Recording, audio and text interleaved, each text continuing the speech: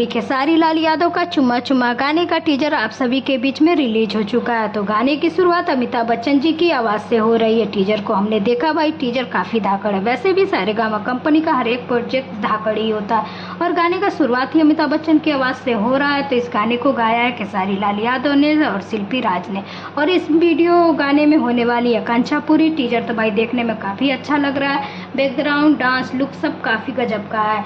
Music दिया है विनय विनायक ने और सच में म्यूजिक काफ़ी बेहतरीन होने वाला है। टीजर को रिलीज कर दिया गया है सारेगामा भोजपुरी के यूट्यूब चैनल पर। जो लोग नहीं देखे जाकर देखें, काफ़ी बेहतरीन टीजर देख चुके हैं। कमेंट करके ज़रूर बताएं आपको यह टीजर कैसा लगा।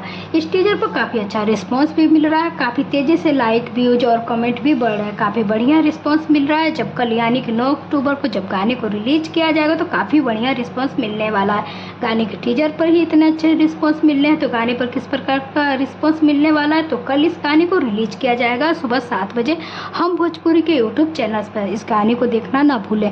और अगर आप भी हैं खेसारी लाल यादव के फ़ैन तो इस वीडियो को लाइक करें और साथ ही साथ चैनल को ज़रूर सब्सक्राइब करें। Thank you.